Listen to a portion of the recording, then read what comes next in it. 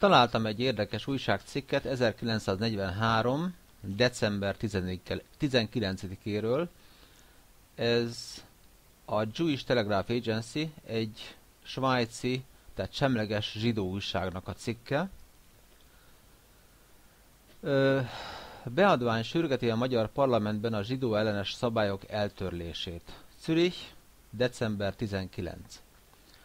A beadvány, amely követeli a zsidó ellenes törvényhozás visszavonását Magyarországon, Bajcsi Zsilinszky, a kisgazdapárt elnök helyettese által került felvetésre a magyar parlamentben. Tudtuk meg Hitler személyes újságjának, a Völkischer Beobachternek a riportjából, amely Berlinből érkezett ma ide.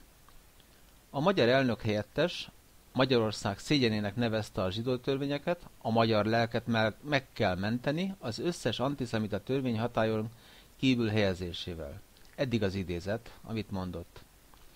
A liberális és szocialista parlamenti képviselők megígérték, hogy támogatják a beadványt, számolt be a náci újság. Kommentálva a zsidó könnyítést, a Völkischer Beobachter figyelmezteti Magyarországot minden zsidókat támogató lépéssel szemben. Ezek a lépések óhatatlanul súlyos következményekkel járnak a magyar nép számára, írja a náci újság. Zsidókat támogató tüntetésre került sor ma Budapesten, amely a náci antiszemita propagandafilm az örök zsidó visszavonásához vezetett egy moziban. Jelentették Magyarországról.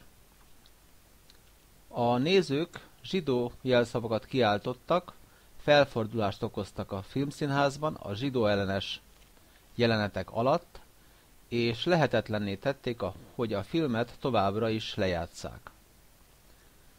Zsidó támogató hangok is felmerültek a magyar alsóházban Imrédi Béla, Magyarország egykori miniszterelnökének az elmondott beszéde során. Képviselők szakították félbe beszédét, a padokból kiabálva, legyen nyilvános a legfoglalt zsidó birtokok száma, amelyeket a volt minisztereknek adományoztak. Mi a helyzet az antiszemita nyilas párt tagjaival, akik a zsidók elvett tulajdonát megkapták?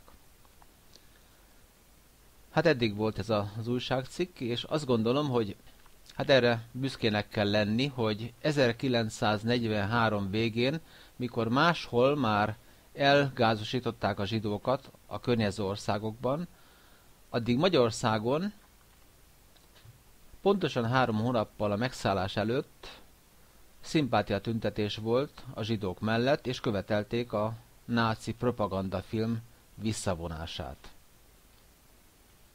Ez természetesen nem maradt rejtve Berlin számára, és mindjárt figyelmeztették is. Tulajdonképpen hasonló módon, mint ahogy most figyelmeztetik Brüsszelből a Lengyelországot és Magyarországot.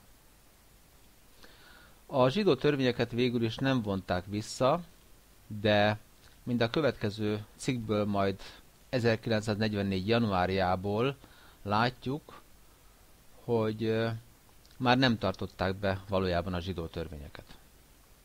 Jó, köszönöm.